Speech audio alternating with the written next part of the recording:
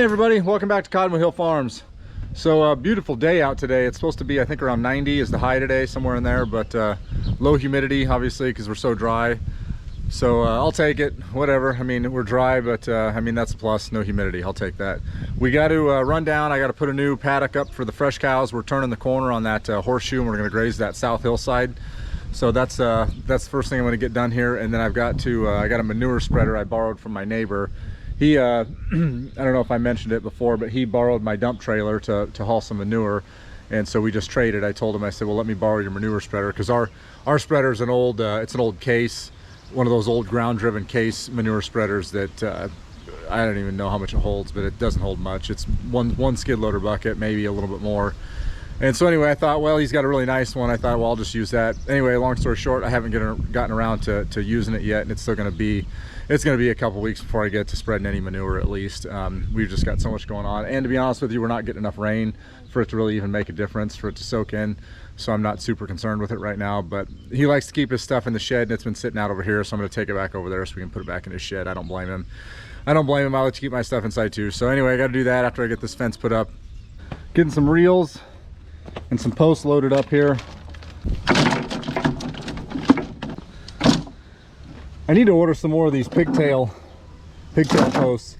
Those work really good. I like the plastic step-in ones are great, but the steel pigtail ones work better for this. There's nothing straight about this farm. The whole thing's crooked. I mean, to start off with, we don't even sit north and south. We are north or southwest to northeast is the way we kind of sit, and then you know, everything's angles. It's all curves, contoured. So when I go to graze these animals, I don't like to graze straight over terraces usually. So I usually follow the curve of the terrace and, you know, try and go with the contour of the ground a little bit. So those pigtail posts work really well when you're going with the contour, because unless you have a real sharp curve, which I think I explained this in one of the last couple videos, but on a real sharp curve, I'll use those and use a kicker with one of my other plastic posts. But if it's just kind of a gradual curve around a terrace or something like that, you can just use one of those by itself because it's got that foot on it. So I need to order some more of those because they get eaten up pretty fast, especially when you've got, you know, 2 or 3 groups of cows that you're moving around.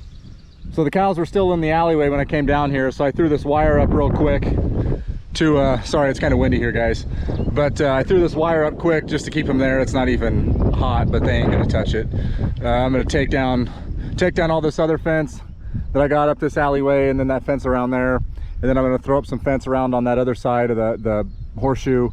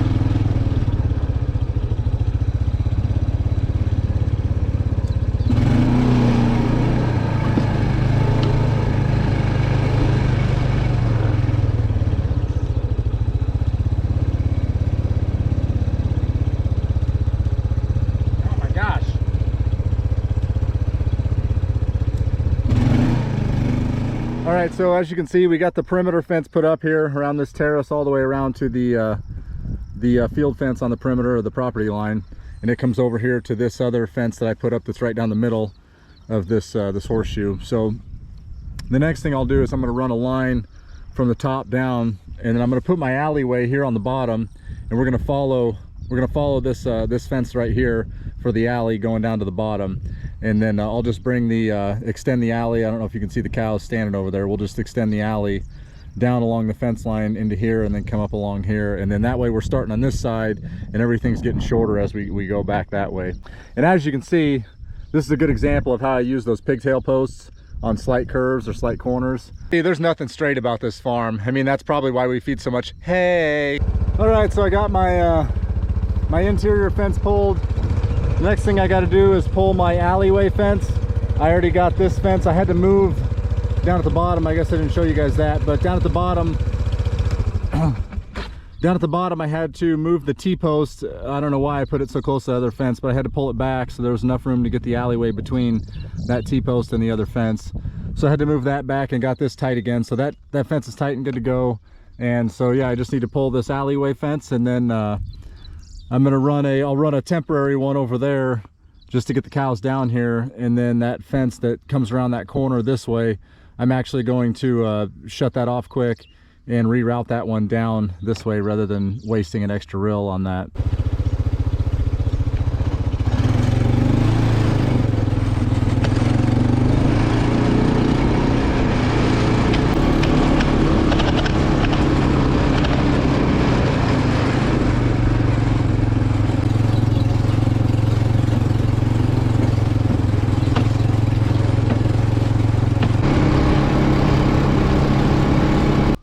Well, looky here. I'll be darned. Don't mind if I do.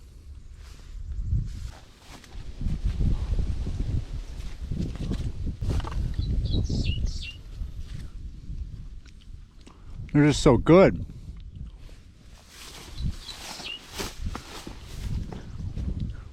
I'm fixing to climb this tree. I think I've got a problem. Do they have meetings for this kind of stuff? My name's John. I'm addicted to mulberries. Come on, girls. Come on.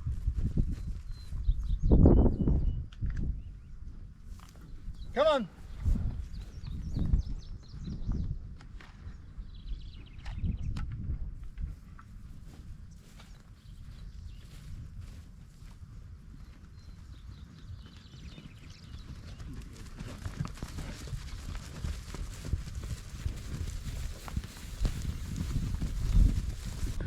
All right, so we got the fresh ladies down here.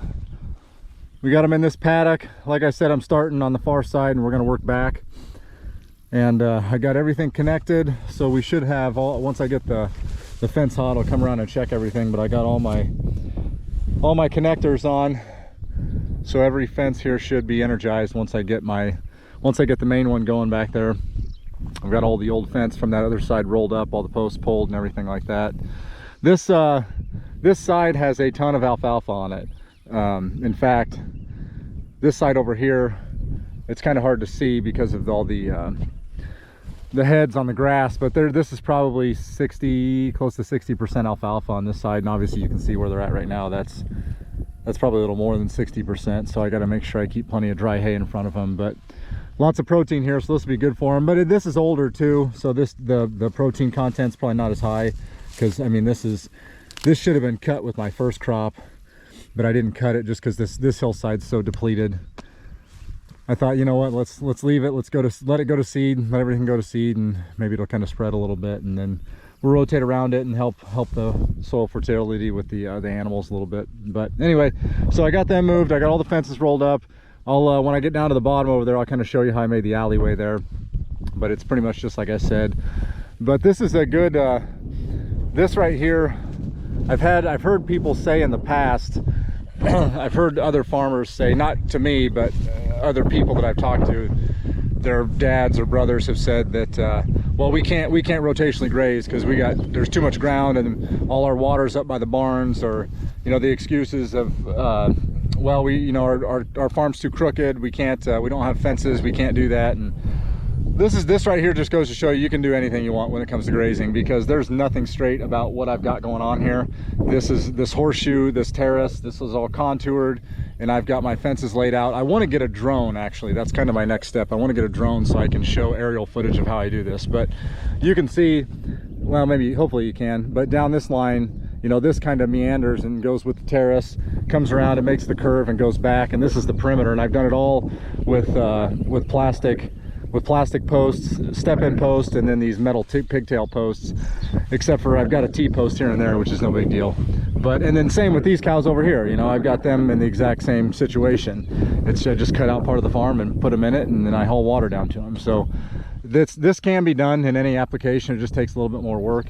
And I know there's some guys I see on YouTube that I follow that they talk about how easy it is. Oh, it took us 2 minutes to move these cows, and that's kind of, they're not always how do I say this? They're not being 100% correct with that. Yeah, it takes you 2 minutes to move the cows when all the fencing is already up, and you just come unhook the fence and the cows move, and then you hook the fence back. But I take issue when they talk like that, because this is a lot of work.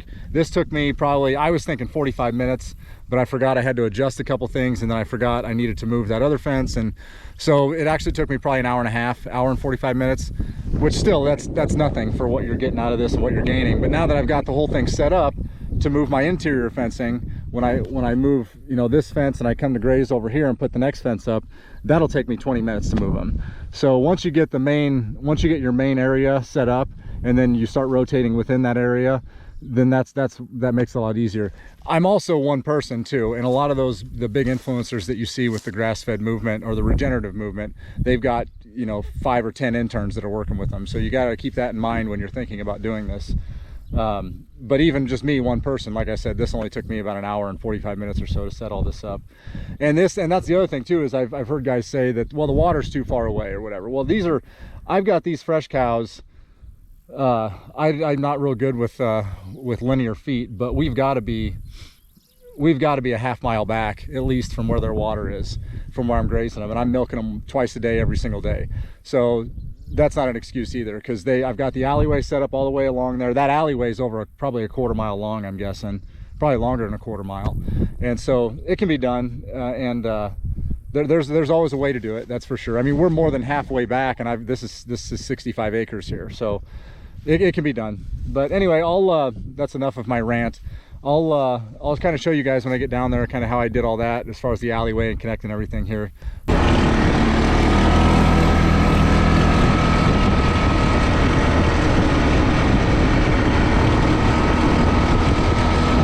Now, in other videos, you guys have seen me for my corner here, when I make my alley and then I do my paddocks, you've seen me, typically I'm going the opposite way, where I'll hook on that side, bring it up, and then I'll string it the whole way, and then as I move my paddock, I'll hook a new reel, take it, and replace the alleyway fence.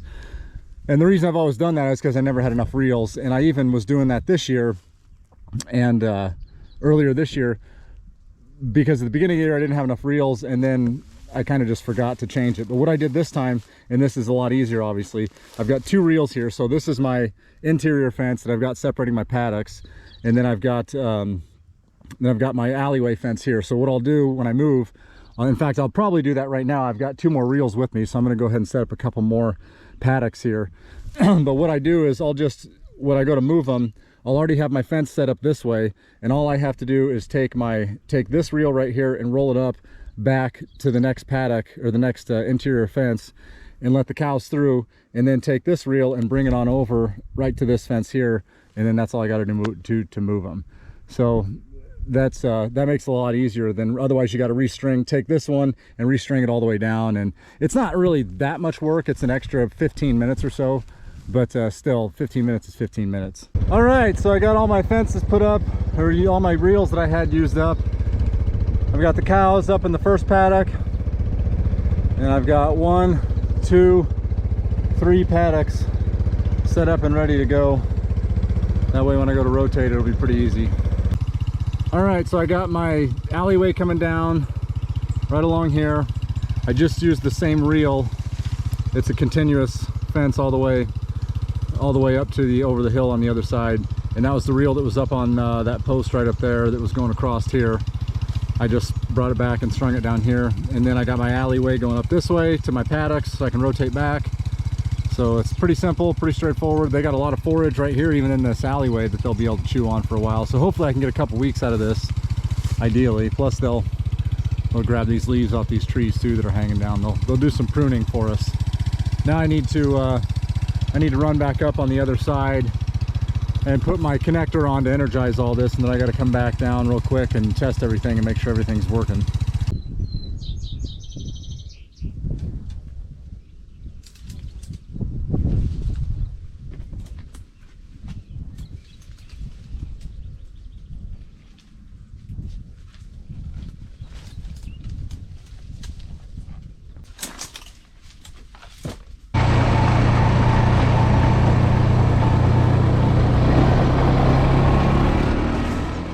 We're just testing some fence here. Now if I've got power down here, that means everything's working. 3.9. I'm okay with that, because everything, power comes down here, follows this alleyway all the way up to the top, and then goes across, connects on the perimeter fence, and then the paddock fences that I pull, the interior fences off, I connect up on the exterior fence. And so then this one comes off of that and comes all the way down here. So if I got power here, that means everything's working, because everything has to be connected in order for power to get all the way down here. So we did our job for today. Now it's getting pretty warm. The heat index is like 96, 97. Well, that's probably gonna do it for the video though. I'm gonna run over to, I'm gonna go cool off now. And I'm gonna go cool off, and then right before I get ready to milk and do chores, I'm gonna run that manure spreader over to my neighbor and get that done. But like always, we appreciate the support. If you're still watching, we really appreciate it. And the likes, comments, all that kind of stuff, we appreciate it. And don't forget to like, subscribe, hit the notification button. Don't want to miss any videos coming out. You can follow us on Instagram and Instagram and Facebook as well. We kind of try and be active on there too. So you guys, I hope you had a great holiday. I hope you're all safe out there, and you guys take care. We'll see you in the next one.